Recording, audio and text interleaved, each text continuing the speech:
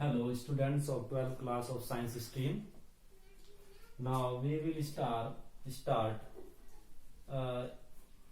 your topic. Okay. In previous lecture we studied about the properties of electric charge, and the last property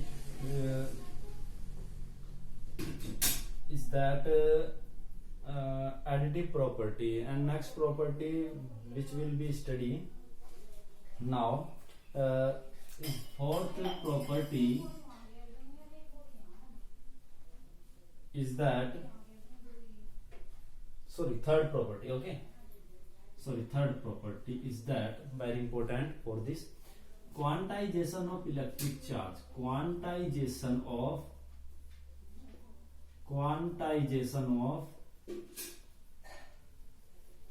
electric charge. देखिए काफी important topic है ये।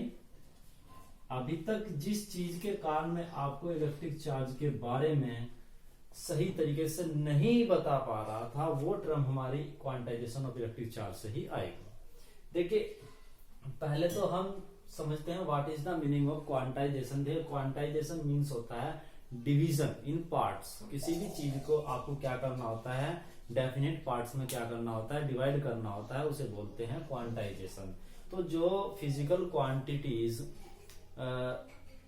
Nature में quantized है तो उसे बोलते हैं क्वांटाइजेशन। मतलब कि यहाँ पर फिक्स हो जाता है कि ये फिजिकल क्वांटिटी इस स्मॉलेस्ट क्वांटिटी की फॉर्म में डिवाइडेड है, इससे स्मॉल क्वांटिटी नेचर में अवेलेबल नहीं होगी। फॉर एग्जांपल जैसे आप बात करिए कि इस वक्त जो करेंसी आपकी है वो 1 रुपीज की है। यदि आपको कहा जाता है कि कोई अमाउंट आप सिलेक्ट करिए, तो हम मान लीजिए मैंने अमाउंट 100 सिलेक्ट किया, तो आप देखिए कि जो मिनिमम अमाउंट है 1 रुपी, आप इसके मल्टीपल इंटीजर की फॉर्म में 100 को कलेक्ट कर सकते हैं। बट यदि आपको ये कहा जाए कि 100.50 रुपीज आपको कलेक्ट करना है, तो ये पॉसिबल नहीं है, क्योंकि आपके पास जो मिनिमम अमाउंट है वो कितनी है, 1 रुपीज है। इसलिए अब जो करेंसी का जो क्वांटा है, जो उसका स्मॉलेस्ट पार्ट है, डिवीजन है, वो आपका क्या 1 रुपीज है।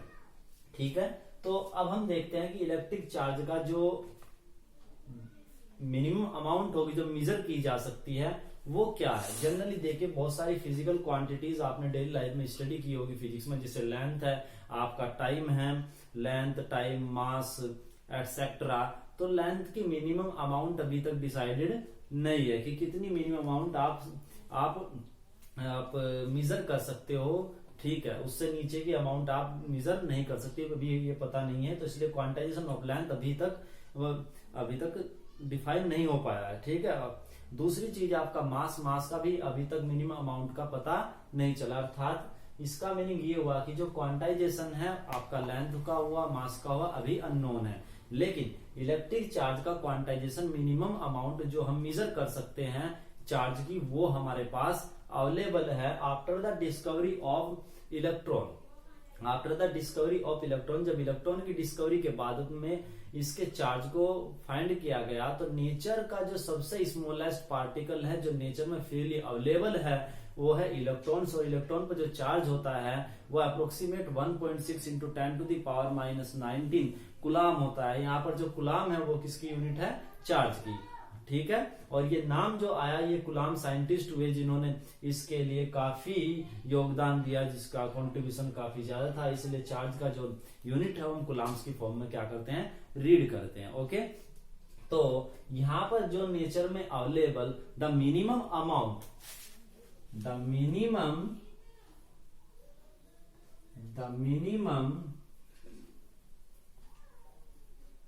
Amount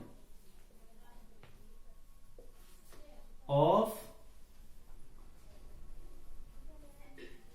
electric charge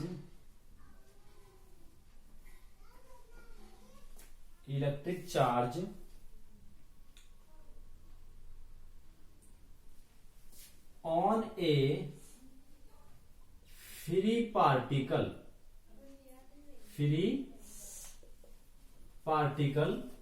available in nature available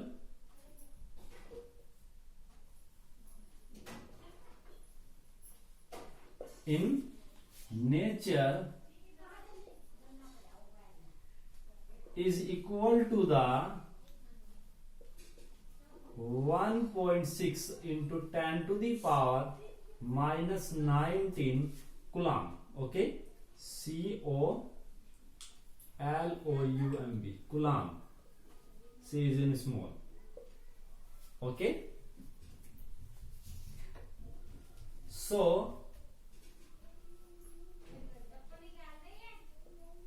this amount of electric charge, so this amount of electric charge is known as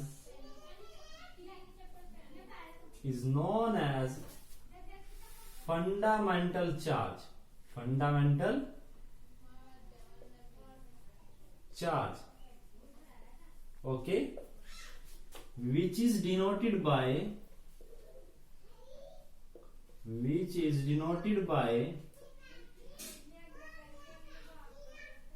small e. This symbol is not symbol of electron. This symbol will be of electron if we take here negative sign. Okay, so this is the symbol for fundamental charge, and the value of fundamental charge E is equal to 1.6 into 10 to the power minus 19 coulomb. Okay, अब आप यहाँ पर आइए, तो यहाँ पे decide हो चुका कि जो चार्ज आपका नेचर में अवेलेबल है उसकी जो स्मॉलेस्ट अमाउंट है वो कितनी है, ई है. तो इसका मतलब ये हुआ कि यदि आपको कोई भी चार्ज ऑब्जेक्ट मिलता है नेचर में तो उस पर जो चार्ज होगा वो ऑलवेज इसका इंटीजर मल्टीपल होगा, क्योंकि हमने भी आपको बताया कि यदि आपके पास मिनिमम अमाउंट जो करेंसी की है वो 1 रुपीज है तो आप डे लाइफ में जो कलेक्शन कर सकते हो वो इसका 1 रुपीज के इंटीजर मल्टीपल में ही कर सकते हो, अदरवाइज पॉसिबल नहीं है. तो so the charge on any charge object और body will be the integer multiple of E. Okay, this is the quantization of electric charge. That is the total charge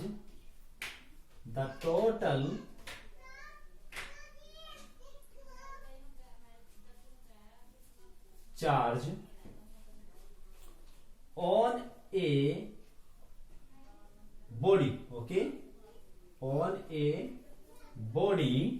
Okay, और object जो भी आप कहना चाहते हैं is integer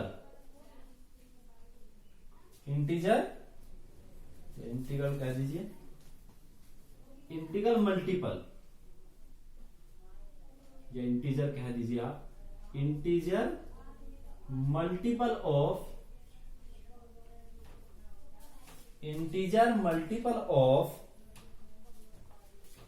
fundamental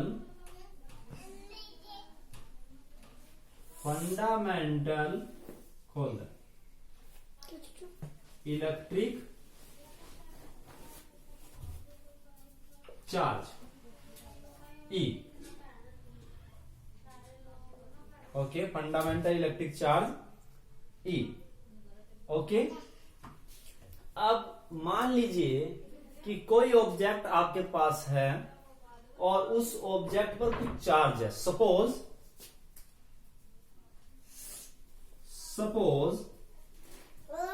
electric charge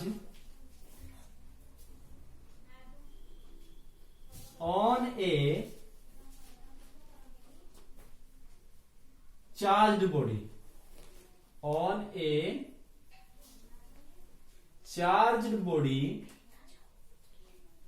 small q, then q will be equals to an e. Q will be equals to integer multiple of e. Okay, where n will be equals to 0.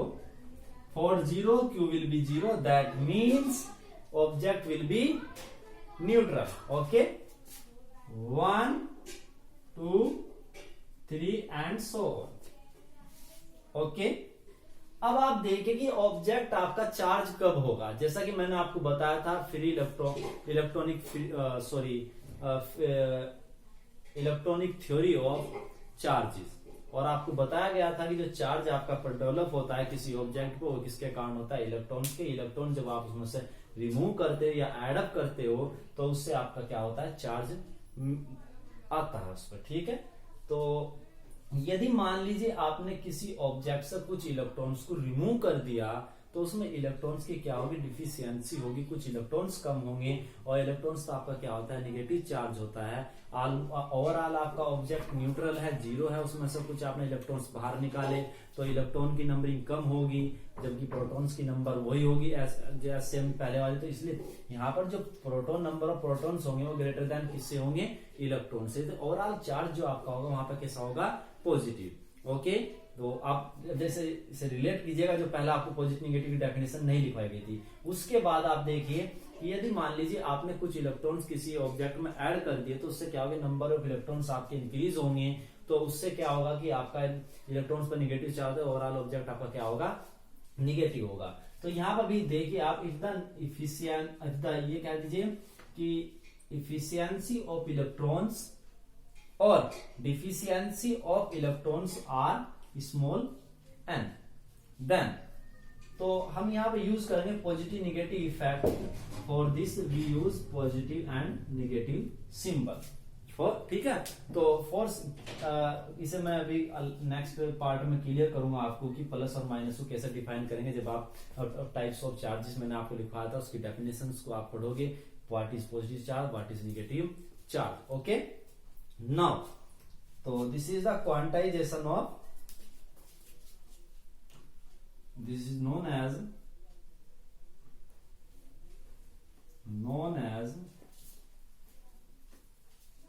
quantization of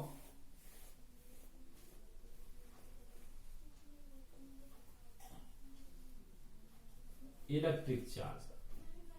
देखिए यहाँ पे एक word use किया गया है आपका, जिसमें मैंने लिखवाया गया था आपको, the minimum amount of electric charge on A free particle. Okay, तो यहाँ पर बड़ा इंपॉर्टेंट वर्ड है, यदि आप नहीं भी लिखोगे तब भी काम चलेगा, बट फ्री पार्टिकल इसलिए लिखा गया अवेलेबल इन नेचर, क्योंकि अभी नेचर में जो अवेलेबल है उन्हीं से हम डिसाइड करेंगे, आगे कुछ हो सकती है डिस्कवरी तो उसके बाद। फ्री पार्टिकल इसलिए कहा गया क्योंकि जो आपके एटम होता है, एटम्स में जो इलेक्ट्रॉन्स होते हैं, देखिए इलेक्ट्रॉन्स तो आपका एक तरीके से फंडामेंटल पार्टिकल है, इसलिए हम ये कह सकते हैं कि वन अदर पार्टिकल से कॉम्बिनेशन से मिलकर बना हुआ नहीं होता है। बट जो आपका प्रोटॉन होता है, प्रोटॉन पर भी चार्ज किसके इक्वल होता है, इलेक्ट्रॉन के इक्वल होता है, बट पॉजिटिव चार्ज होता है। बट प्रोटॉन जो आपका होता है फंडामेंटल पार्टिकल नहीं है, ये भी जो प्रोटॉन होता है आपका अनदर 3 पार्टिकल से मिलकर बना होता है, जिन्हें बोलते हैं क्वार्क्स। और क्वार्क्स में जो चार्ज होता है वो आपका 2/3 और 1/3 होता है। दैट मीन्स देखिए किस तरीके से 2/3 of fundamental charge. That means nature में 2/3 चार्ज भी अवेलेबल है, बट ये क्वार्क्स जो आपके हैं, ये जो चार्ज आपका है जो क्वार्क्स पे मिलता है, इन्हें आपको नेचर में फ्रीली नहीं मिलती। यदि फ्रीली अवेलेबल होंगी तब आपका फंडामेंटल चार्ज 1.6 × 10⁻⁻19 ना होकर आपका क्या होगा, 2/3 और 1/3 होगा। क्लियर है? ओके, तो remember this word, free particle. Okay, तो this is the quantization of electric charge. अब हम क्या कर सकते हैं, चार्ज की देखिए डेफिनेशन तो आपकी हो गई क्वांटाइजेशन, इससे हमें एक फॉर्मूला मिल गया चार्ज का कि हम चार्ज को कैलकुलेट कैसे कर सकते हैं। तो इसलिए चार्ज को यदि आप कैलकुलेट करना चाहते हैं तो उसके लिए आपको क्या करना होगा, कितने नंबर ऑफ इलेक्ट्रॉन्स उस पर एक्सिस अमाउंट में है या उनकी कमी है।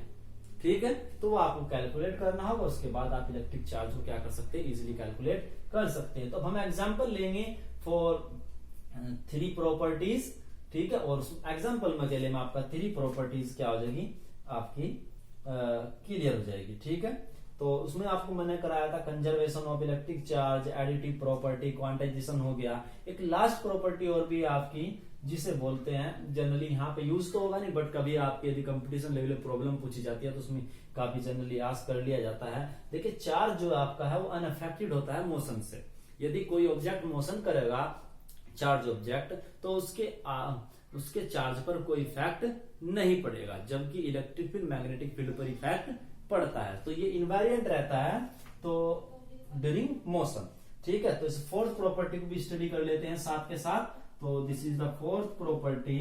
तो फोर्थ प्रॉपर्टी की हेडिंग क्या होगी? Charge is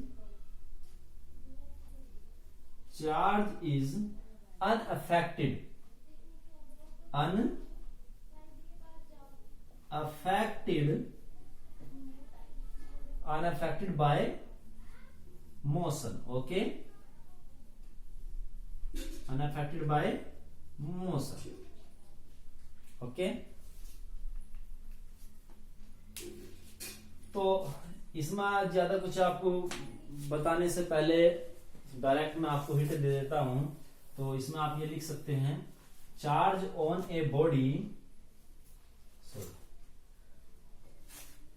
charge on a body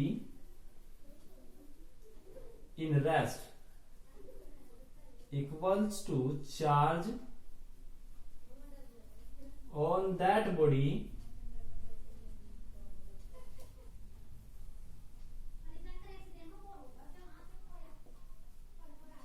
in motion. Okay, देखिए वैसे तो ये जो टॉपिक है ये आपको आगे 12th क्लास के बाद आप स्टडी करोगे इन डिटेल, जिसे बोलते हैं रिलेटिविटी। तो वहां पर आपको काफी हेल्प करेगी ये चीजें। ओके, तो वहां पर हम इसे डिस्कस करेंगे। बट यदि कोई न्यूमेरिकल्स आता है और किसी ऑब्जेक्ट को मोशन में बोलता है तो उस कंडीशन में उसके चार्ज पर कोई इफेक्ट नहीं पड़ेगा, क्योंकि आपको बताया गया है कि चार्ज क्या है? कंजर्व है। तो इस चीज को आप याद रखिए। तो now we take example for this. So continue on my lecture. तो फॉर एग्जांपल में काफी सिंपल लेकर चलूंगा आपके लिए, तो उसमें मेरी सभी प्रॉपर्टीज क्लियर हो जाएगी। तो देखते हैं किस प्रकार। तो सबसे पहले हम एग्जांपल लेते हैं किसका? तो एग्जांपल के लिए यहीं पर चलते हैं नीचे हम। तो फॉर एग्जांपल आपने एक रिएक्शन पढ़ी होगी NaCl, सॉरी आप इसे ऐसे कर लीजिए NaCl। देखिए यदि बात करी जाए Na+ और ये आपका है Cl-, ये आयंस पढ़े होंगे ना आपने। तो ये आपका क्या है? Positive ion, positive ion. Okay, ये आपका क्या है? देखिए सारा डिस्क्रिप्शन आपको इसी में मिलेगा, तो प्लीज इस एग्जांपल को केयरफुली सुनिएगा, देखिएगा। ठीक है, निगेटिव आयन। ओके, अब आप जरा यहां पर देखिए कि इसके पास प्रोटॉन कितने हैं। तो जरा यहां पर देखिए पहले। तो यहां पर आप देखिए तो इसके पास प्रोटॉन कितने, इधर आ जाइए। तो पहले इधर आ जाइए आप। तो प्रोटॉन्स देखिए जरा। Na की यदि बात की जाए, या ऐसे कर लीजिए, इधर ले लेते हैं हम। ठीक है, लाइन खींच के Na की बात करिए आप। Na के पास आपके प्रोटॉन्स है कितने हैं? इसका एटॉमिक नंबर होता है 11। तो प्रोटॉन कितने हुए? 11। न्यूट्रॉन कितने हुए? बोलिए 23 होता है इसका। और इलेक्ट्रॉन्स कितने हुए? 11। तो न्यूट्रॉन्स भी कितने हुए? 12।